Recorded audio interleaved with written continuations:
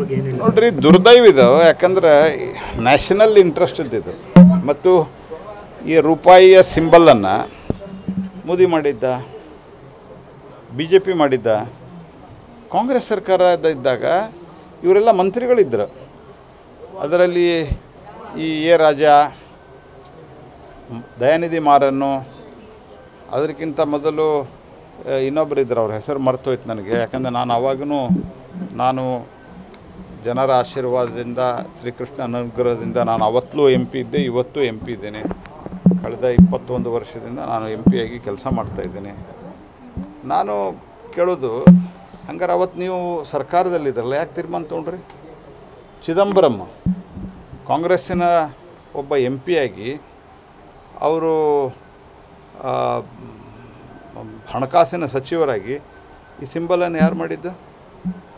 ಅಂದರೆ ಪಾಲಿಟಿಕ್ಸನ್ನು ಯಾವ ಹಂತಕ್ಕೆ ಕಾಂಗ್ರೆಸ್ಸು ಮತ್ತು ಕಾಂಗ್ರೆಸ್ಸಿನ ಈ ಫ್ರೆಂಡ್ಲಿ ಪಾರ್ಟಿಗಳಿದ್ದಾವೆ, ತಥಾಕಥಿತ ಇಂಡಿ ಗಠಬಂಧನ್.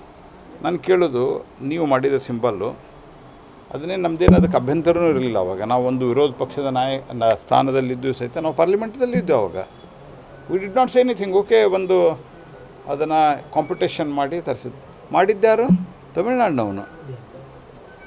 ಅಂದರೆ ನೀವು ನಿಮ್ಮ ಕ್ಷುಲ್ಲಕ ರಾಜಕಾರಣಕ್ಕೆ, ನಿಮ್ಮ ಫೇಲ್ಯೂರನ್ನು, ಅಂದರೆ DMK ಸರ್ಕಾರದ ಫೇಲ್ಯೂರನ್ನು ಕವರಪ್ ಮಾಡ್ಕೊಳ್ಳೋಕ್ಕೆ ಈ ರೀತಿ ನೀವು ಮಾಡಿ, ಆನಂತರ ಅದಕ್ಕೆ ರೂಪಾಯಿ ಬದಲಿಸ್ತೀವಿ, ಆಮೇಲಿಂದ ತ್ರಿಭಾಷಾ ಸೂತ್ರಕ್ಕೆ ತ್ರಿಭಾಷಾ ಸೂತ್ರ ನಾವು ಬಂದ ಮೇಲೆ ಆಗಿದೆ.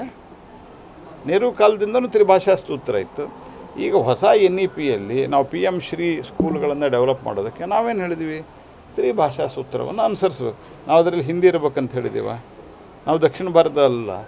ಅಂದರೆ ಎಲ್ಲ ಸುಳ್ಳನ್ನು ಹೇಳಿ ಜನರನ್ನ ದಾರಿ ತಪ್ಪಿಸುವಂಥ, ಜನರಿಗೆ ವಂಚನೆ ಮಾಡುವಂಥ ತಮ್ಮ ಫೇಲ್ಯೂರನ್ನು, ತಮ್ಮ ವಿಫಲತೆಯನ್ನು ಕವರ್ ಮಾಡಿಕೊಳ್ಳಿಕ್ಕೆ ಈ ಕೆಲಸವನ್ನು ಮಾಡ್ತಾಯಿದ್ದಾರೆ.